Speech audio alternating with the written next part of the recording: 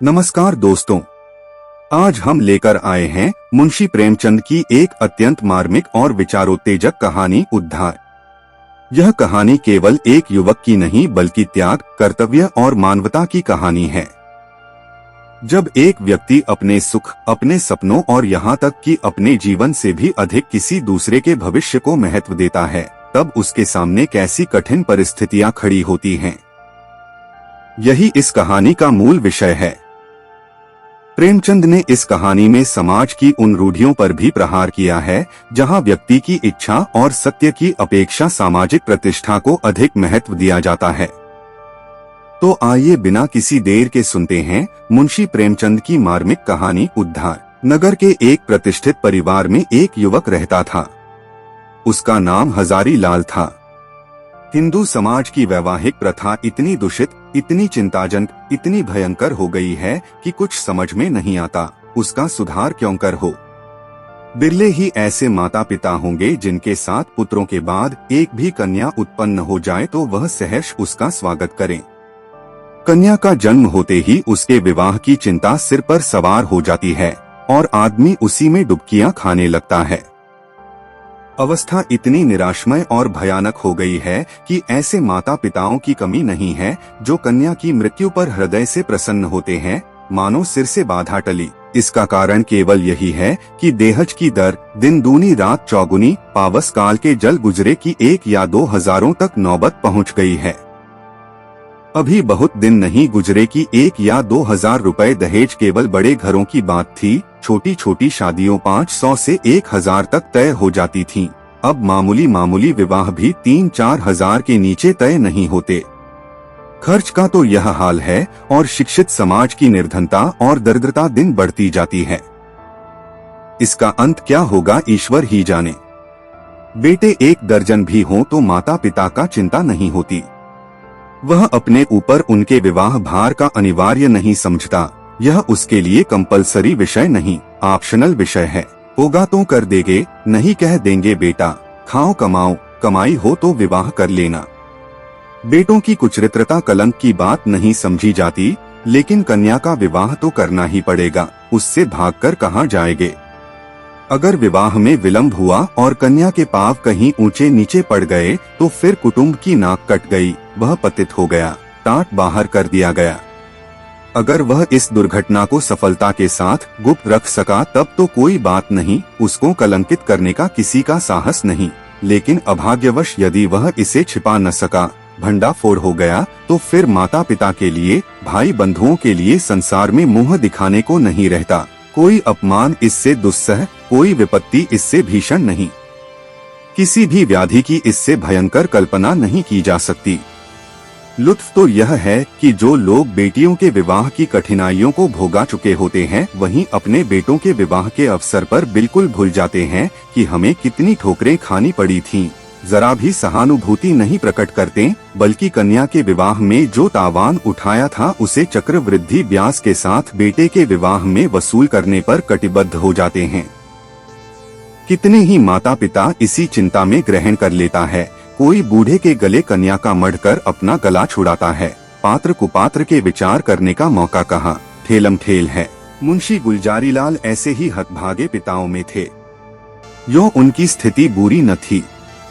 200-250 रुपए महीने वकालत से पीट लेते थे, पर खानदानी आदमी थे, उदार हृदय, बहुत किफायत करने पर भी माकूल बचत न हो सकती थी। संबंधियों का आदर सत्कार न करें तो नहीं बनता, मित्रों की खातिरदारी न करें तो नहीं बनता। फिर ईश्वर के दिए हुए 2 पुत्र थे, उनका पालन पोषण, शिक्षण का भार था, क्या करते। पहली कन्या का विवाह टेढ़ी खीर हो रहा था। यह आवश्यक था कि विवाह अच्छे घराने में हो, अन्यथा लोग हंसेंगे, और अच्छे घराने के लिए कम से कम 5000 का तखमीना था। उधर पुत्री सयानी होती जाती थी। वह अनाज जो लड़के खाते थे वह भी खाती थी, लेकिन लड़कों को देखो तो जैसे सूखों का रोग लगा हो और लड़की शुक्ल पक्ष का चांद हो रही थी। बहुत दौड़ धूप करने पर बेचारे को एक लड़का मिला। बाप आबकारी के विभाग में 400 रुपए का नौकर था। लड़का सुशिक्षित, स्त्री से आकार बोले, लड़का तो मिला और घरबार एक भी काटने योग्य नहीं। पर कठिनाई यही है कि लड़का कहता है मैं अपना विवाह न करूंगा। बाप ने समझाया, मैंने कितना समझाया, औरों ने समझाया, पर वह टस से मस नहीं होता। कहता है मैं कभी विवाह न करूंगा।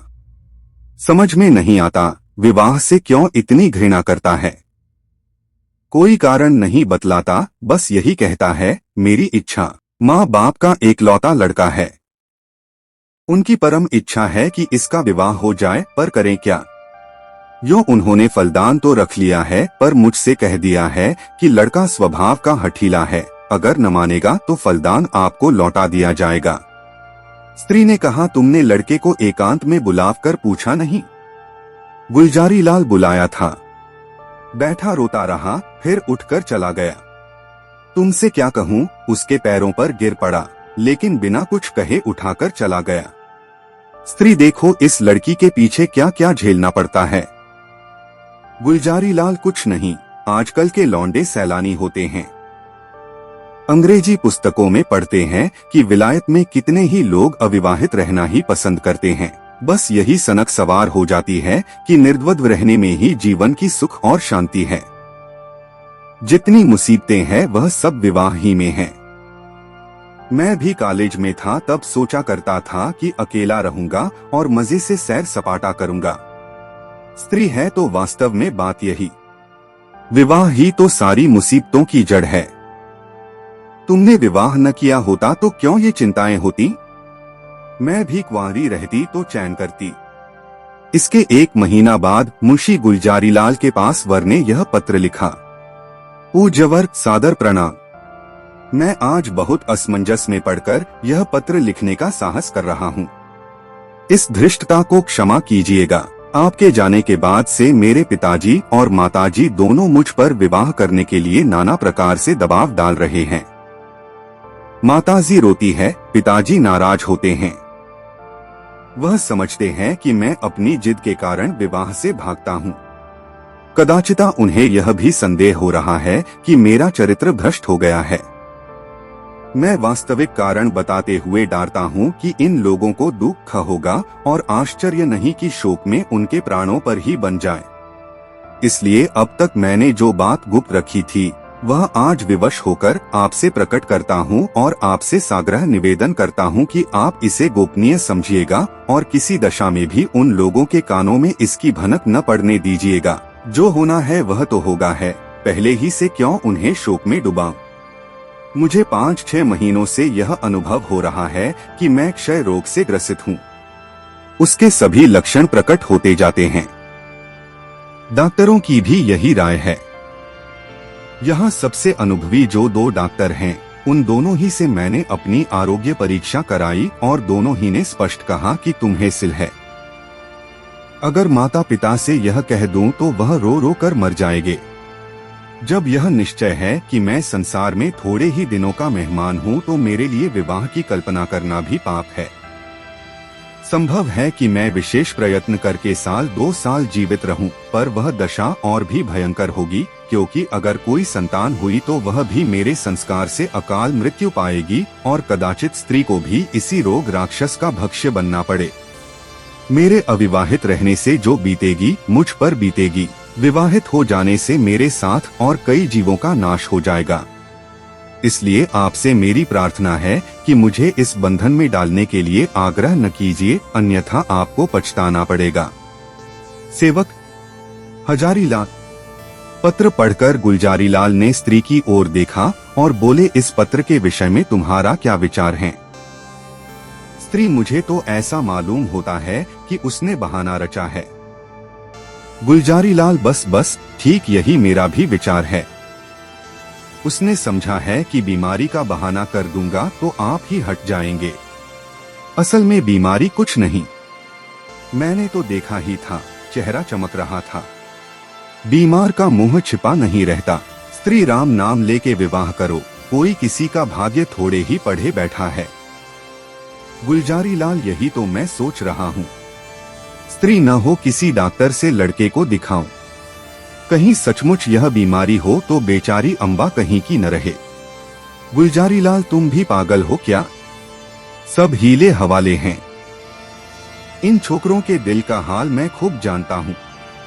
सोचता होगा अभी सैर सपाटे कर रहा हूँ, विवाह हो जाएगा तो यह गुलछर्रे कैसे उड़ेंगे। स्त्री तो शुभ मुहूर्त देखकर लग्न भिजवाने की तैयारी करो। हजारीलाल बड़े धर्म संदेह में था। उसके पैरों में जबरदस्ती विवाह की बेड़ी डाली जा रही थी और वह कुछ न कर सकता था। उसने ससुर का अपना कच्चा चिट्ठा कह सुनाया, मगर किसी ने उसकी बालों पर विश्वास न किया। माँ बाप से अपनी बीमारी का हाल कहने का उसे साहस न होता था। न जाने उनके दिल पर क्या गुजरे, न जाने क्या कर बैठें। कभी सोचता किसी डॉक्टर की शहदत लेकर ससुर के पास भेज दूं, मगर फिर ध्यान आता यदि उन लोगों को उस पर भी विश्वास न आया तो। आजकल डॉक्टरी से सनद ले लेना कौन सा मुश्किल काम है। सोचेंगे किसी डॉक्टर को कुछ दे दिलाकर लिखा लिया होगा। शादी के लिए तो इतना आग्रह हो रहा था, उधर डॉक्टरों ने स्पष्ट कह दिया था कि अगर तुमने शादी की तो तुम्हारा जीवन सूत्र और भी निर्बल हो जाएगा। महीनों की जगह दिनों में वारा न्यारा हो जाने की संभावना है। लग्न आ चुकी थी, विवाह की तैयारियां हो रही थीं, मेहमान आते जाते थे और हजारीलाल घर से भागा भागा फिरता था। कहाँ चला जाऊं? विवाह की कल्पना ही से उसके प्राण सूख जाते थे। आह, उस अबला की क्या गति होगी? जब उसे यह बात मालूम होगी तो वह मुझे अपने मन में क्या कहेगी? कौन इस पाप का प्रायश्चित करेगा? नहीं, उस अबला पर घोर अत्याचार न करूंगा, उसे वैधव्य की आग में न जलाऊंगा। मेरी जिंदगी ही क्या, आज न मरा कल मरूंगा, कल नहीं तो परसों, तो क्यों न आज ही मर जाऊं। आज ही जीवन का और उसके साथ सारी चिंताओं को, सारी विपत्तियों का अंत कर दूं। पिताजी रोएंगे, अम्मा प्राण त्याग देंगी, लेकिन एक बालिका का जीवन तो सफल हो जाएगा। मेरे बाद कोई अभागा अनाथ तो न रोएगा। क्यों न चलकर पिताजी से कह दूं? वह 1-2 दिन दुख ही रहेंगे, अम्मा जी 2-1 रोज शोक से निराहार रह जाएगी, कोई चिंता नहीं। अगर माता पिता के इतने कष्ट से एक युवती की प्राण रक्षा हो जाए तो क्या छोटी बात है। यह सोचकर वह धीरे से उठा और आकर पिता के सामने खड़ा हो गया। रात के 10 बज गए थे। बाबू दरबारीलाल चारपाई पर लेटे हुए हुक्का पी रहे थे। आज उन्हें सारा दिन दौड़ते गुजरा था। शामियाना तय किया, बाजे वालों को बयाना दिया, आतिशबाजी, फुलवारी आदि का प्रबंध किया। घंटों ब्राह्मणों के साथ सिर मारते रहे। इस वक्त जरा कमर सीधी कर रहे थे कि सहसा हजारीलाल को सामने देखकर चौंक पड़े। उसका उतरा हुआ चेहरा, सजल आंखें और कुंठित मुख देखा तो कुछ चिंतित होकर बोले, क्यों लालू, तबीयत तो अच्छी है न? कुछ उदास मालूम होते हो। हजारीलाल, मैं आपसे कुछ कहना चाहता हूँ, पर भय होता है कि कहीं आप अप्रसन्न न हो। दरबारीलाल समझ गया, वही पुरानी बात है ना? उसके सिवा कोई दूसरी बात हो शौक से कहो। हजारीलाल, खेद है कि मैं उसी विषय में कुछ कहना चाहता हूँ। दरबारीलाल, यही कहना चाहता हूँ, न मुझे इस बंधन में न डालिए, मैं इसके अयोग्य हूँ, मैं यह भार सह नहीं सकता, बेड़ी मेरी गर्दन को तोड़ देगी। आदिया और कोई नई बात? हजारीलाल जी, नहीं, नई बात है। मैं आपकी आज्ञा पालन करने के लिए सब प्रकार तैयार हूँ, पर एक ऐसी बात है जिसे मैंने अब तक छिपाया था, उसे भी प्रकट कर देना चाहता हूँ। इसके बाद आप जो कुछ निश्चय करेंगे उसे मैं शिरोधार्य करूँगा। हजारीलाल ने बड़े विनीत शब्दों में अपना आशय कहा, डॉक्टरों की राय भी बयान की और अंत में बोले, ऐसी दशा में मुझे पूरी आशा है कि आप मुझे विवाह करने के लिए बाध्य न करेंगे। दरबारीलाल ने पुत्र के मुख की और गौर से देखा। कहे जर्दी का नाम न था। इस कथन पर विश्वास न आया, पर अपना अविश्वास छिपाने और अपना हार्दिक शोक प्रकट करने के लिए वह कई मिनट तक गहरी चिंता में मग्न रहे। इसके बाद पीड़ित कंठ से बोले, बेटा, इस इशा में तो विवाह करना और भी आवश्यक है। ईश्वर न करें कि हम वह बुरा दिन देखने के लिए जीते रहे, पर विवाह हो जाने से तुम्हारी कोई निशानी तो रह जाएगी। ईश्वर ने कोई संतान दे दी तो वही हमारे बुढ़ापे की लाठी होगी, उसी का मुंह देख रेख कर दिल को समझाएंगे, जीवन का कुछ आधार तो रहेगा। फिर आगे क्या होगा यह कौन कह सकता है। डॉक्टर किसी की कर्म रेखा तो नहीं पढ़ते, ईश्वर की लीला अपरंपार है, डॉक्टर उसे नहीं समझ सकते। तुम निश्चिंत होकर बैठो, हम जो कुछ करते हैं करने दो। भगवान चाहेंगे तो सब कल्याण ही होगा। हजारीलाल ने इसका कोई उत्तर नहीं दिया। आंखें डबडबा आईं, कंठावरोध के कारण मुंह तक न खोल सका।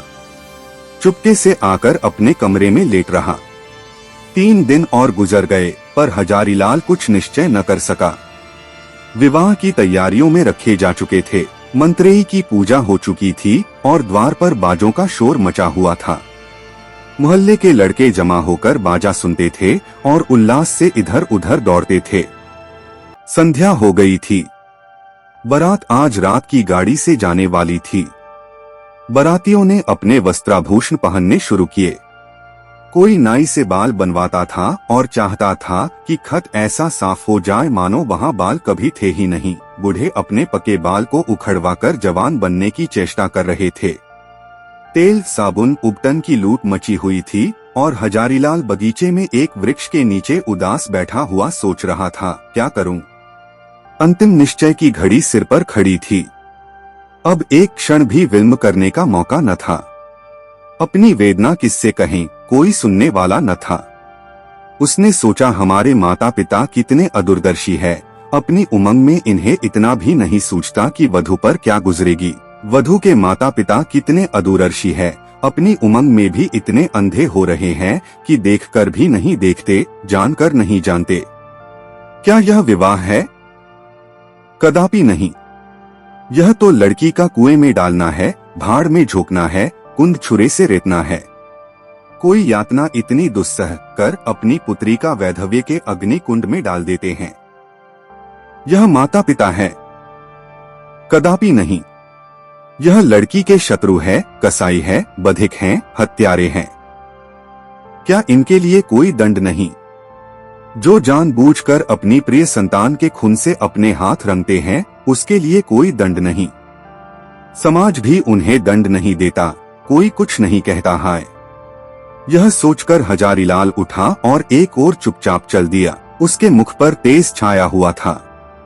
उसने आत्म बलिदान से इस कष्ट का निवारण करने का दृढ़ संकल्प कर लिया था। उसे मृत्यु का लेश मात्र भी भय न था। वह उस दशा का पहुंच गया था जब सारी आशाएं मृत्यु पर ही अवलंबित हो जाती है। उस दिन से फिर किसी ने हजारीलाल की सूरत नहीं देखी। मालूम नहीं जमीन खा गई या आसमान। नदियों में जाल डाले गए, कुओं में बांस पड़ गए, पुलिस में हुलिया गया, समाचार पत्रों में विज्ञप्ति निकाली गई, पर कहीं पता न चला। कई हफ्तों के बाद छावनी रेलवे से 1 मील पश्चिम की ओर सड़क पर कुछ हड्डियां मिली। लोगों को अनुमान हुआ कि हजारीलाल ने गाड़ी के नीचे दबकर जान दी, पर निश्चित रूप से कुछ न मालूम हुआ। भादों का महीना था और 30 का दिन था। घरों में सफाई हो रही थी। सौभाग्यवती रमणियां सोलहो श्रृंगार किए गंगा स्नान करने जा रही थीं। अम्बा स्नान करके लौट आई थी और तुलसी के कच्चे चबूतरे के सामने खड़ी वंदना कर रही थी। पतिगृह में उसे यह पहली ही तीज थी। बड़ी उमंगों से व्रत रखा था। सहसा उसके पति ने अंदर आकर उसे साहस नेत्रों से देखा और बोला, मुंशी दरबारी लाल तुम्हारे कौन होते हैं? यह उनके यहाँ से तुम्हारे लिए 30 पठौनी आई है, अभी डाकिया दे गया है। यह कहकर उसने एक पार्सल चारपाई पर रख दिया। दरबारी लाल का नाम सुनते ही अम्बा की आंखें सजल हो गईं। वह लपकी हुई आई और पार्सल स्मृतियां जीवित हो गईं। हृदय में हजारीलाल के प्रति श्रद्धा का एक उद्गार सा उठ पड़ा। आह, यह उसी देवात्मा के आत्मबलिदान का पुनीत फल है कि मुझे यह दिन देखना नसीब हुआ। ईश्वर उन्हें सद्गति दें। वह आदमी नहीं, देवता थे, जिसने अपने कल्याण के निमित्त अपने प्राण तक समर्पण कर दिए। पति ने पूछा, दरबारी लाल तुम्हारी चचा हैं? अम्बा, हाँ। पति, इस पत्र में हजारीलाल का नाम लिखा है, यह कौन है? अम्बा, यह मुंशी दरबारी लाल के बेटे हैं। पति, तुम्हारे चचरे भाई? अम्बा, नहीं, मेरे परम दयालु उद्धारक, जीवनदाता, मुझे अथाह जल में डूबने से बचाने वाले, मुझे सौभाग्य का वरदान देने वाले। पति ने इस भाव कहा मानो कोई भूली हुई बात याद आ गई हुआ। मैं समझ गया, वास्तव में वह मनुष्य नहीं देवता थे।